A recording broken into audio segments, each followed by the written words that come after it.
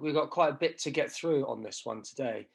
So I'm going to literally just do the presentation. Last session there was a bit more, interaction backwards and forwards. This session, it really, because of the amount of content that we're going to try and get through in 30 minutes, which is going to be quite challenging. I'm just going to present it, and then if I skip through bits, then you can look at it in the recording, okay? Because I am recording this, and then I can do questions and answers later on as well, okay? But after the presentation, the questions and answers, I'm afraid we're going to have to go that way, okay? All right. Okay. So, hello, Mr. Singh. Thanks for coming. Hello. Hi. Good morning. Hi. Okay. So today we're going to be looking at the process of applying to UK universities and all the things that you're going to need to know as part of that. So this first slide is just showing us the general progression or the journey into medicine to study medicine in the UK.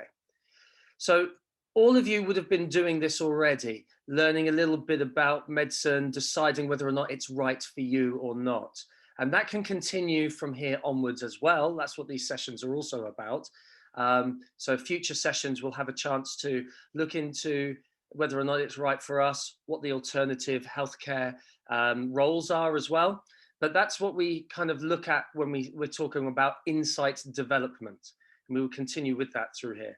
Then if you apply to a UK medical school, towards the end of grade 11, we start preparing for during grade 11, we prepare for the UCAT.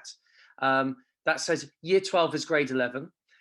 We also start preparing for the Bmat as well in year 12 or grade 11. But the exam can be taken in the summertime at UCAT. We'll look at the dates later on in the presentation. And the Bmat is usually done in grade 12 as an examination, but we prepare in grade 11 for that. And Mr. Singh, who's joined us, has been creating a wealth of resources in videos where he's been doing questions in UCAT and Bmat, or will be adding to those weekly, okay? So keep an eye out for those on the PSL page, as I've already mentioned as well before. And then in year 13 or grade 12, we actually do the UCAS application, which is then followed by interviews. And then you see that red dotted line, that shows us that that takes us into medical school. There are obviously a few more things along the way that we do, a few more details, but this gives you a general broad idea about what we're doing. So your step one is all about trying to secure an interview. So when I say step one, I'm talking about these points here. And these points here are gaining and developing your insight into what it's like to be in medicine as a student, as well as a doctor, or as well as preparing for and sitting aptitude tests, as well as strategically submitting a UCAS application.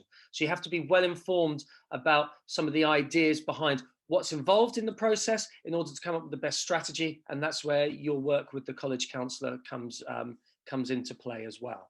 Okay, so then as soon as all of that is done and you get an offer for an interview, if you're lucky enough to get an offer for an interview, then nothing else to that date has mattered in terms of the application process, and it's all down to the actual interview itself and passing the interview.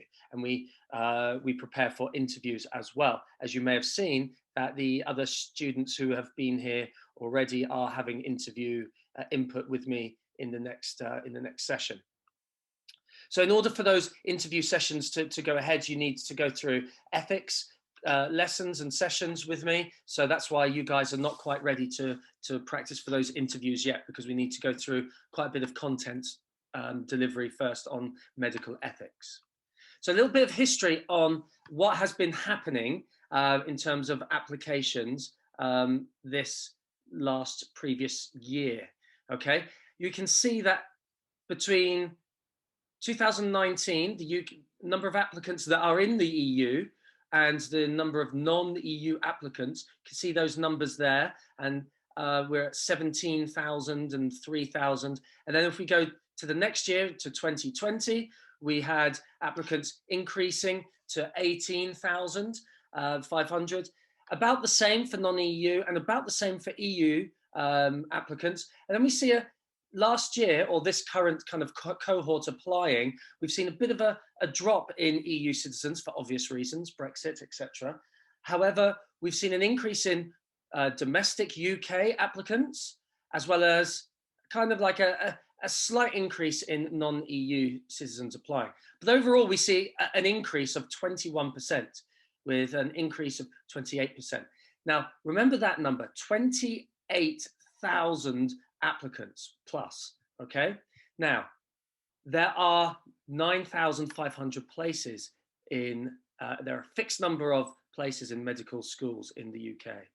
So now you get a general idea about just how competitive this is to apply, okay? So we've got a lot of applicants. Last year was 28,000, applying for 9,500 places, okay?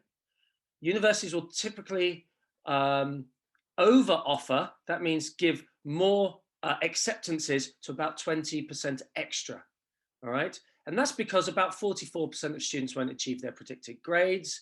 Some people may decide to go somewhere else. A whole array of reasons why they over offer.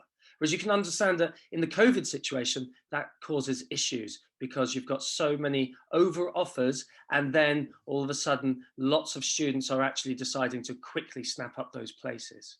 Plus, another dynamic in the application process is the number of first-time applicants has increased. So that means people applying for the first time. People applying, a reapplicant is somebody that applied the previous year and then reapplying. That's also increasing. So you can see that you're also competing now against students that already have their IB and A-level grades and AP grades and so on. Okay, so that's what we're looking at when we are when we talk about how competitive it is. Okay, now, so there was a cap lifted in August 2020, which means there's an extra number of places flooded into, I hate to say, the marketplace. So that means that we've still got that excess number of students from last year, as well as the same issue from last year, where people, if they're offered a place, are more likely to snap it up as well. So we're talking about medicine is very competitive normally, but in the current climate, we're talking about an overly competitive, even more than before, okay? So when you're going into or looking for routes to get into medicine, we have a number of ways to get into medicine. You've got the direct, what we call, for the majority of courses in the UK, it's similar to the MD program that you see in Europe and in the US, but with one less year. So that's why there's an extra year needed as a junior doctor in the UK. So we call the majority of these programs are MBBSs. There are a few derivatives of these. Some of them are MCHBSs and so on. But what's important to know is this is the most comparable course to use. So if we look at the MBBS route, which is 5 years as an undergraduate going direct from school into or high school into a medicine course, we're talking 5 years on that course.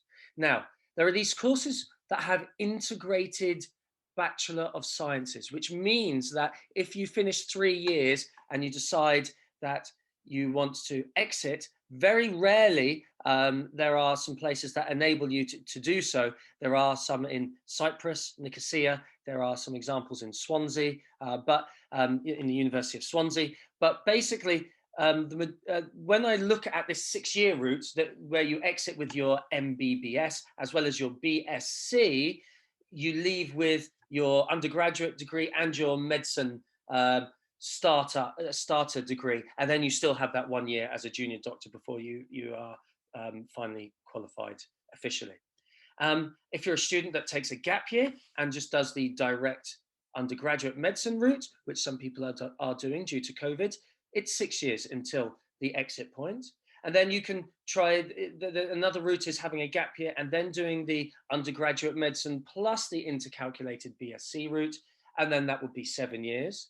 And then we're looking at an undergraduate degree in a biological style science degree, and then doing an additional test called the GAMSAT to then do an additional postgraduate medicine degree.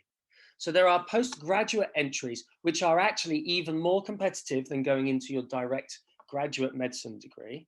Okay, but you exit after 7 years. You have the 3 years undergraduate degree, then you have the 4 years in your postgraduate medicine course, where you do a lot of focus on clinical work and so on, and then you exit with 7 years. But there is the option to do an undergraduate degree and then make the decision, I want to do the undergraduate medicine degree, and then doing that, and that would take 8 years. Okay, so just to give you an idea of all of the different routes and pathways that are available, and I can go into more detail with some examples on a later presentation or a later time.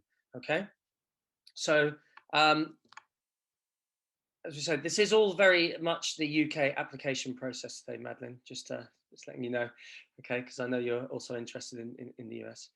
And so securing an interview is, if you look at the different ways that you can be assessed by a university, they have 3 main areas at which they can assess you. Your academics, meaning your predicted grades or the grades that you have from your previous year if you're applying as a reapplicant. Your personal statement and your aptitude tests. And there are a range of aptitude tests that we'll try and get through in terms of the details and what it means. But there are, in the UK, to apply to the undergraduate medicine route, there's a UCAT and a Bmat test. And if you go for the postgraduate route, we have the GAMSAT, as I've just mentioned as well. So we don't do GCSE, so it's the ABs or the AP scores, which would count for those academics, as well as anything on your transcript at that point.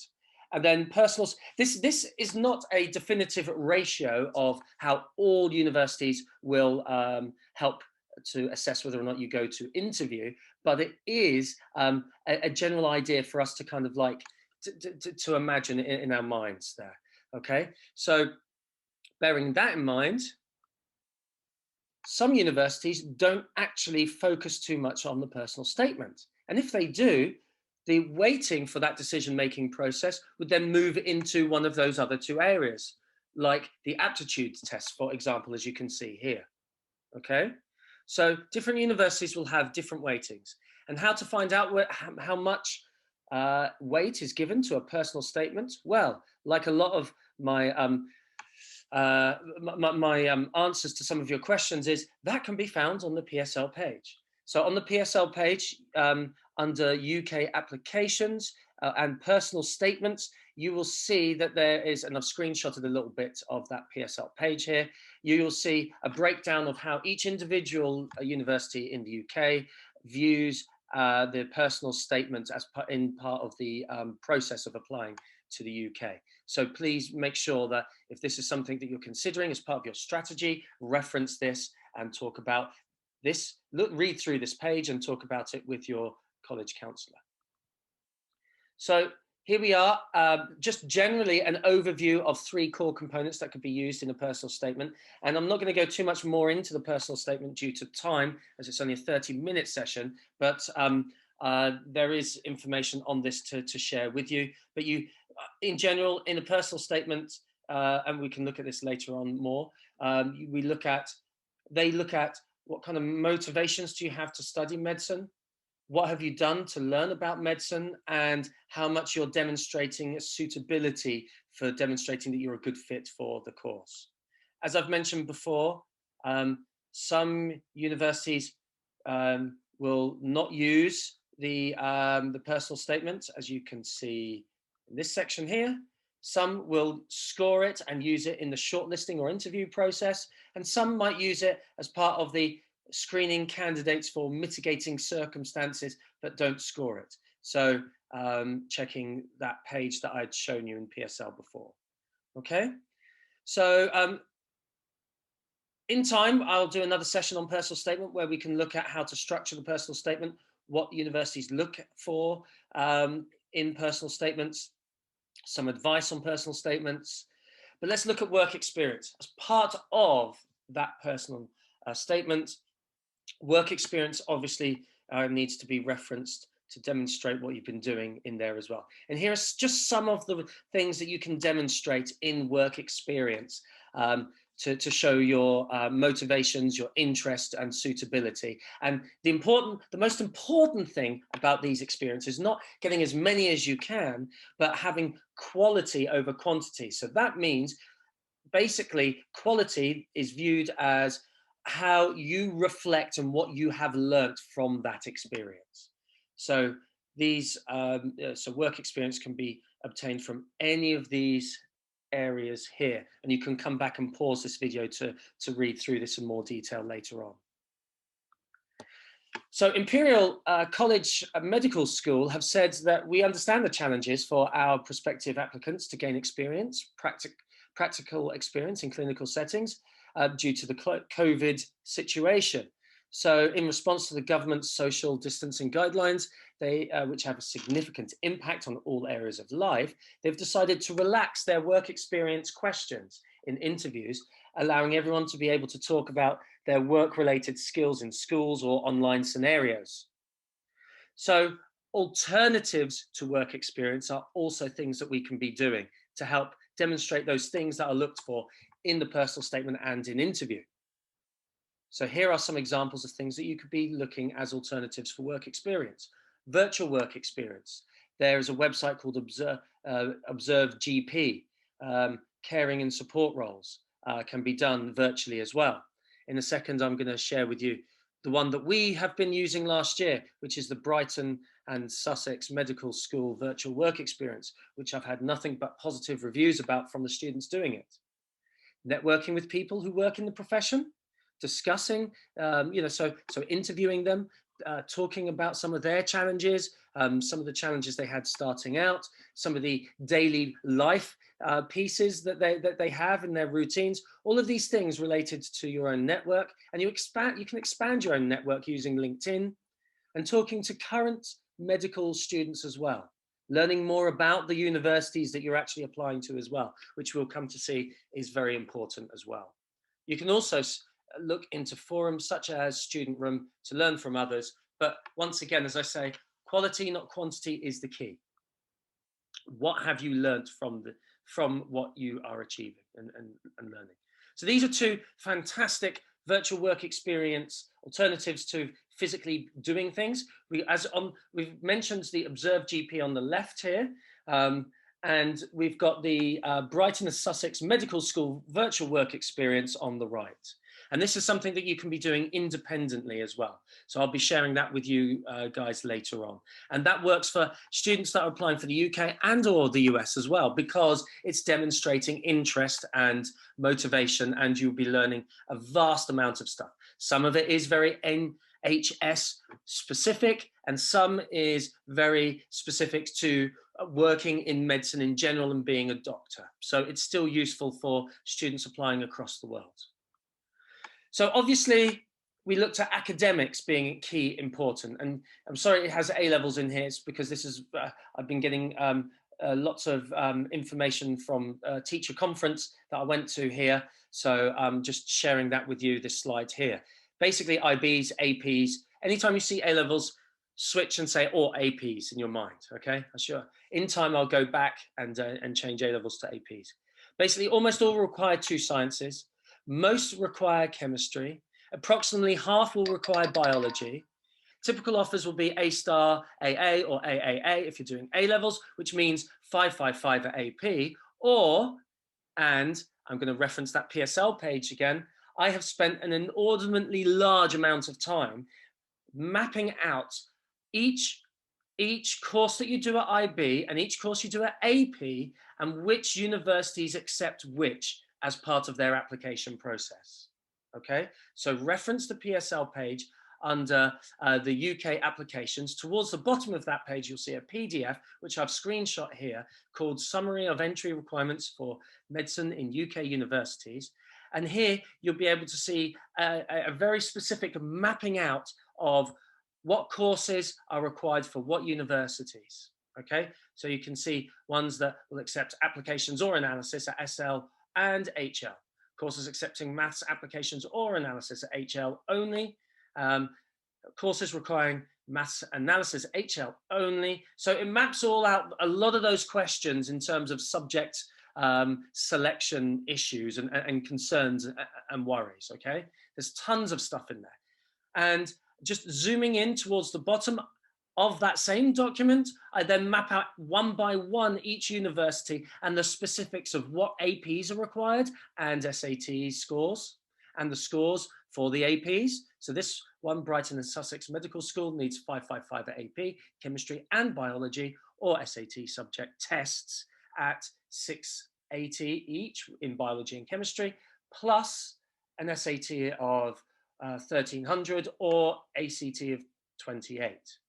IB, you can see it's 36, including bonus points, with 6s in biology and chemistry at HL. Sometimes they accept 35 as a total. And they require the HL subjects of chemistry and biology, and then a little bit on the maths, accepts and what maths they accept, and then what type of interviews they have. We'll be looking at different styles of interviews in a second as well, okay? And also the type of aptitude tests in which you need to use to apply. So this one requires Bmat. If we look at Bristol, they require Ucat. So you can see which tests to take for which universities here. You can also see which type of interviews to be looking at that each university will take. So by looking and spending time researching with your college counsellor, yourself, and also your parents, you can develop a strategy to kind of not necessarily have to take two different aptitude tests or get ready for two different types of interviews, okay? So bearing in mind all of these details here. So this is just me zooming into one particular university's entry requirements. So spend time in that PSL page. Now, what is the UCAT? The UCAT is the University Clinical Aptitude Test. It's required by more universities, medical universities in the UK, than the Bmat is. Okay, so more of them require it. It's a 2-hour computerized test. There's a later start than the Bmat, so there's a later start and a narrower window for you to do it in 2021. So you can see the dates there, 26th of July to the 29th of September. So later compared to last year. SAT in test centers all over 100 countries. They are actually also looking at moving it online as well. Okay, so more details to that to follow. Students need to register and sit independently, and it can only be sat one time a year. The Bmat is the biomedical admissions test, and it's required by these 7 medical schools: Oxford, Cambridge, UCL, Imperial, Brighton and Sussex, Leeds, Lancaster, Kiel for non-UK EU students only, Manchester for non-UK EU students only. Okay, so more information into the breakdown of what's required and what's in each section of the Bmat and the UCAT can be found once again in the PSL pages with links and so on. Okay, so you can really get to choose to see which one do you think would work best for you. You can decide to tailor your applications to which aptitude test you feel works best for you as well by reading through and learning more about those tests. Okay, so you can see an explanation on the different sections in Bmat there, and there is further on down on here on the right an explanation on what the UCAT is further on down. Okay, I know this is just a quick whiz through. We can focus on some of these details a little bit more as we go along. So when we look at different types of interviews, there are 2 main types of interviews. There are other types of interviews as well, but the 2 main ones that the majority of the universities look at are multi-mini interviews as well as traditional panel interviews. Okay. So more information on what a multi-mini interview is will be found on the PSL page under interviews. Okay. These are basically a series of stations in which a range of different questions or scenarios or role plays will be given to the applicant. Okay. So one student goes to a range of different stations. Okay. It tests you on a whole range of things such as empathy, teamwork, your understanding of ethics, um, personal insight questions, a whole range of things that they look at, okay, which we can drill down on and focus on a later date. But you can see just how many medical schools use this, by which medical schools use MMIs, okay? So some of the stations that you can see, getting a set of instructions that describe a situation involving an ethical scenario, which you'll then be asked to discuss or try or solve. There could be a role-playing as a scenario involving an actor. For example, you might have to break some bad news to the actor or the interviewer, okay? And to them, or gather some specific information from them. You may receive a task involving teamwork with other applicants as well on one of these stations, or answer a traditional interview style question or reading comprehension exercises as well. Okay, so gathering a sheet of data and having to provide an analysis of that as well. That could also be in there. Okay, that's called the data interpretation station. When we look at a traditional interview, they're often interviewed with a panel with a number of people who are linked to the university. You could be interviewed by a GP or a nurse, a lecturer, or an admissions, a tutor, a junior doctor, or an exiting medical student, or someone like that as well. Okay, these feel more like conversations between you and them, with questions and answers, back-to-back questions. Okay, there are a different range of types of medical schools as well. The delivery of the course, and it's essential that you are in as part of the information exploratory stage, and when you're learning more about which places you want to apply to, it's essential that you read about how it's delivered and be aware of it, because that comes up in questions in interviews. And also you can find which universities will kind of work best to the type of delivery that would benefit you the best. So there are three main types in the UK: traditional courses, integrated courses, and problem-based learning courses. And then there's there's about 3 universities, medical schools, that are using something which is starting to come more from international and overseas into the UK, called case-based learning, which is similar to problem-based learning. So what are these? First of all, before I move on, if you need to go because you may have a lesson at 10:30, that's okay. Just leave the meeting if that is you. I'm going to continue for maybe about 5 or 10 minutes potentially, also for the benefit of the recording. So you'll be able to just go back and continue watching this later on if that is you and you do need to go. Okay, guys? So don't feel like you need to interrupt me and ask. You can just go at this stage, because I know that I'm going to be overrunning. Okay? Okay, so what is a traditional medicine course? Well, this is one that has 2 or 3 years before you do something called your clinical studies. Clinical studies is more kind of like practical when you're in the field. The preclinical study is like you're in lecture theatres and you're learning specific scientific fields such as biochemistry, anatomy, and so on. Okay? Kind of like a lecture, listen, learn, write about it, questions, and so on. Okay? So that is your traditional medicine course. Oxford and Cambridge deliver these. An integrated medicine course is one which will teach you the scientific knowledge and the clinical alongside the clinical training.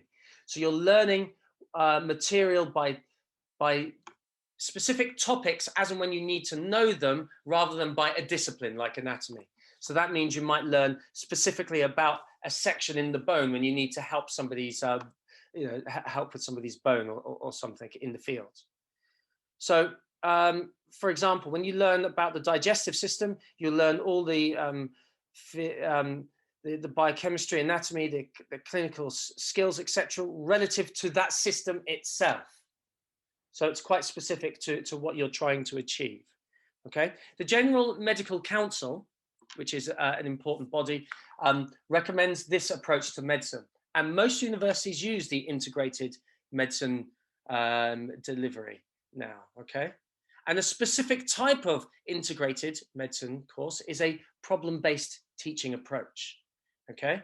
And this is problem-based learning teaching is patient-centric, which means you'll be exposed to patients very early on in your studies, okay? It's pioneered by University of Manchester, and it's been adopted by most medical schools as well. It's because it's an integrated course delivery, okay?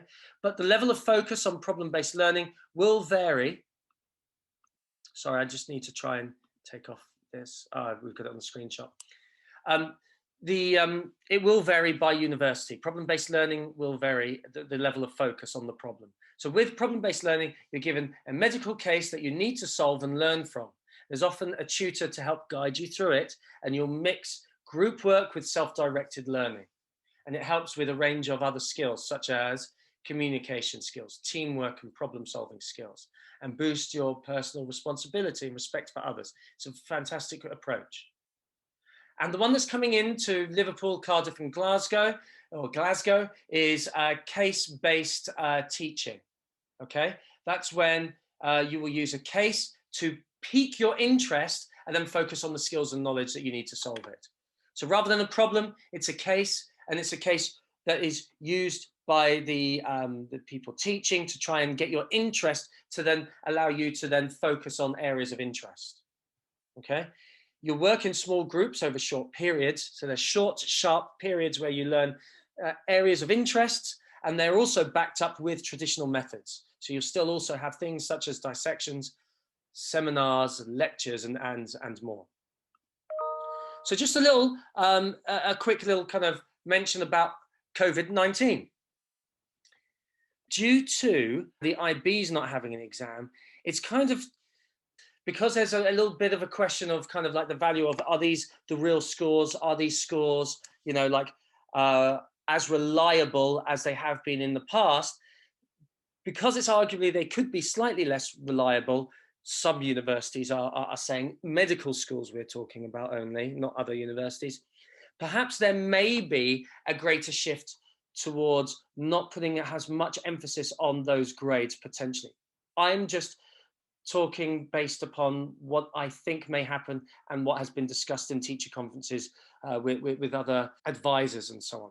So we came to the kind of conclusion that potentially less may be placed on, you have to get the 766 HL, for example, but maybe a minimum score for you to be able to be then still managed and considered may have an impact, okay? So we're just kind of, we are just kind of predicting, okay? We can't clarify that at this stage.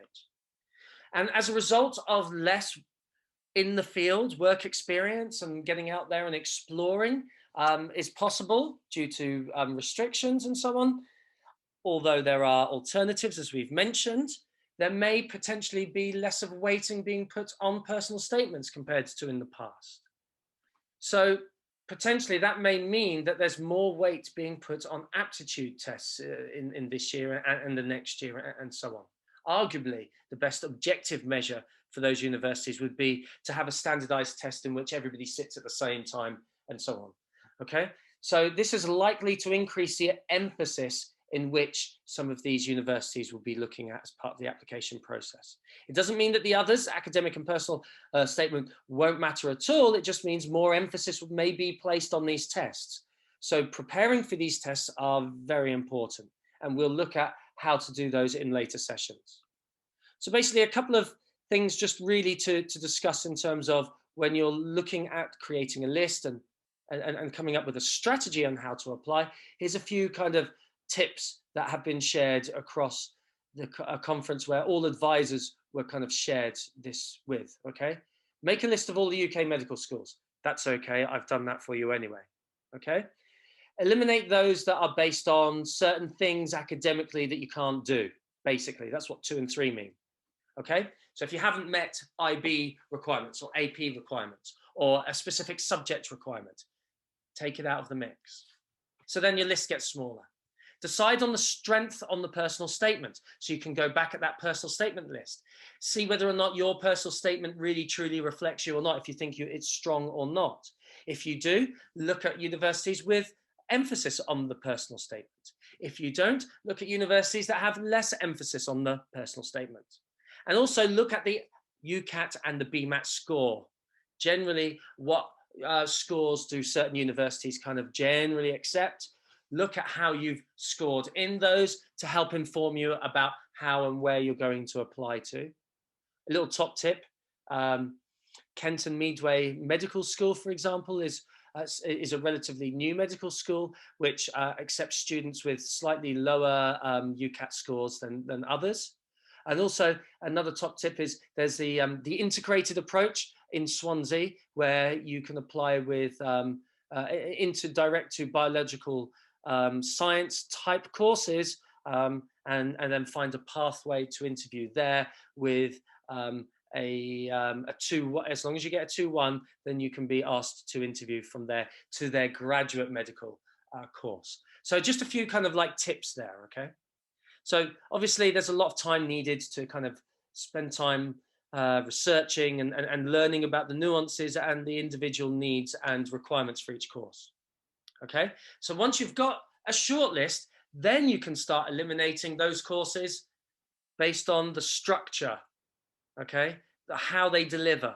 Is it a traditional? Does that work for you or not?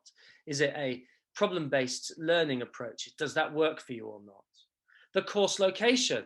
Is it in Aberdeen? Don't want to go that far north in Scotland, for example, perhaps. Or is it close enough to home?